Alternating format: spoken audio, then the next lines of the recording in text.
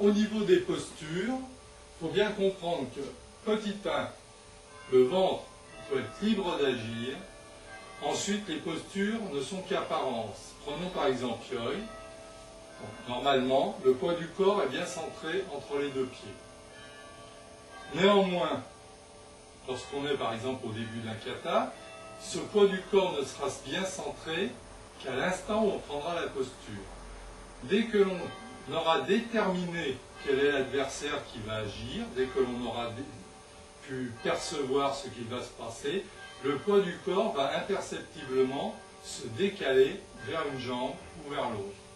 Là, par exemple, vers la jambe droite, de manière à pouvoir faire face plus rapidement à l'adversaire lorsqu'il va se présenter.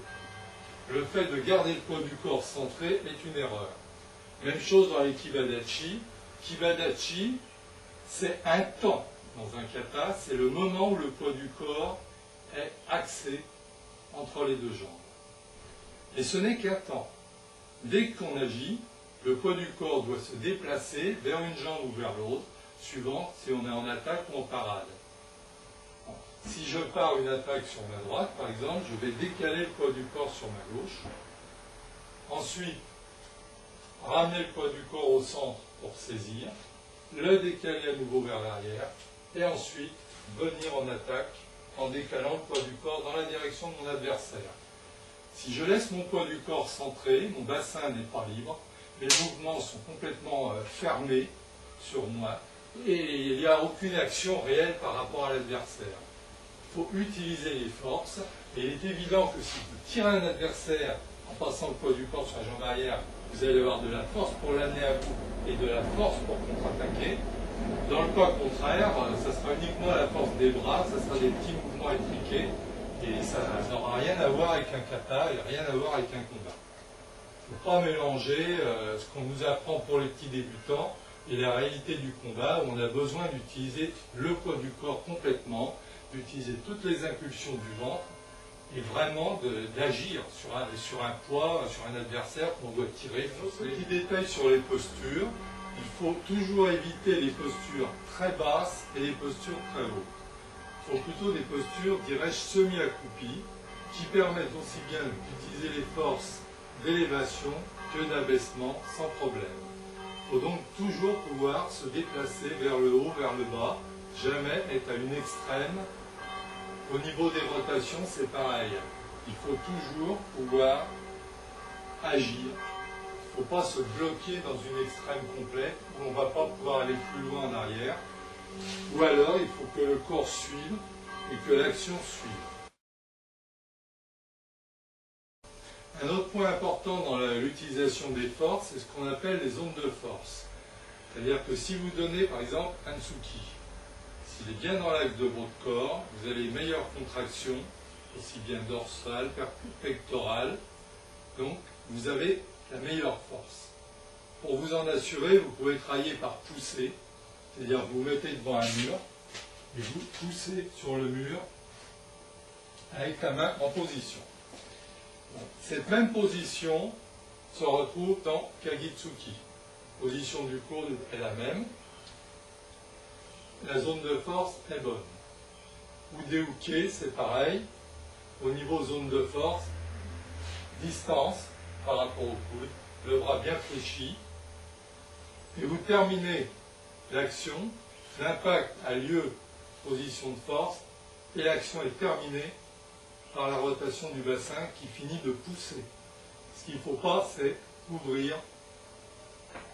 La connexion n'est plus bonne. Pour Jodanageuke, nous avons le même problème.